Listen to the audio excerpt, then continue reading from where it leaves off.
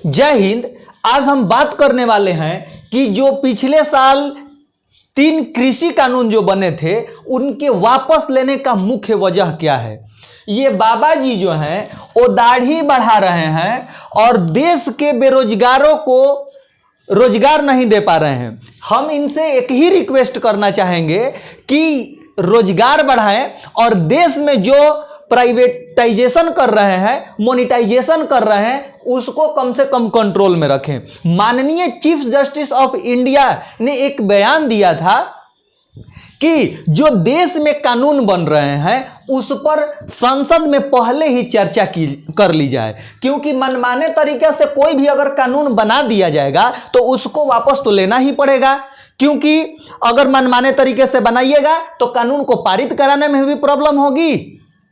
और जो कानून पारित कर दिए हैं तो उसके बाद अगर केस होता है तो सुप्रीम कोर्ट, हाई कोर्ट और जो भी कोर्ट्स हैं उनको भी प्रॉब्लम होता है। तो इसीलिए उन्होंने बयान में कहा था कि कोई भी कानून पारित करने से पहले बहस होनी चाहिए। तो ये तो इनको समझना चाहिए कि लोकतंत्र का भी कुछ होता है, राजतंत्र जैसे सरकारें नहीं चल सकती है। ये 3 कानून क्या था और किसानों को क्या प्रॉब्लम थी इससे, ये आप लोग समझ लीजिए।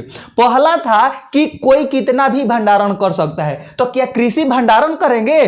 कृषि तो किसान लोग तो पहले से ही त्रस्त रहते हैं कि हमें इनको पैसा देना है, खाद इतना महंगा हो गया है, फर्टिलाइजर खेत में देना है, अगला फसल उगाना है, तो उसके लिए जो ही फसल होता है वो बेच देते हैं।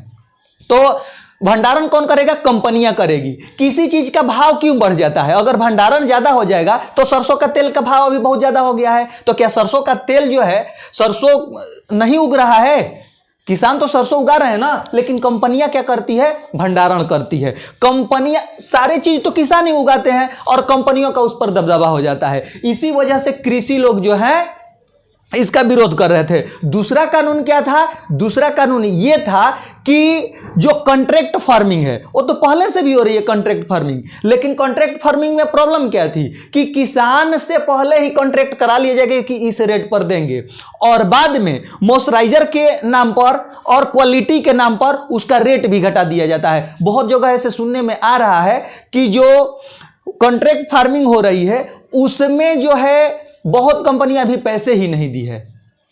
और तीसरा कानून क्या था? एमएसपी पर था कि एमएसपी को खत्म कर दिया जाएगा और इसको कोई भी खरीद सकता है अनाज।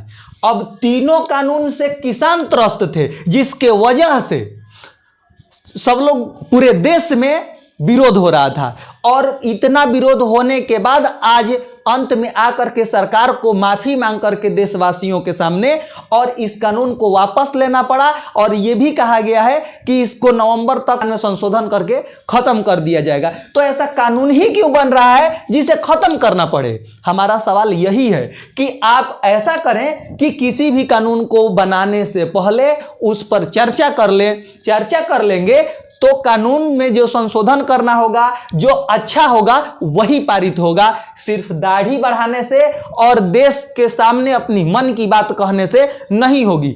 तो बाकी आप जो भी कर रहे हैं हमारे देश के लिए अच्छा कर रहे हैं, लेकिन कुछ गरीबों का भी ध्यान में रखिए और कुछ जो बेरोजगार युवाएं हैं उनको भी ध्यान में रख करके कानून बनाइए। यही हमारी आपसे हाथ जोड़ करके विनती है।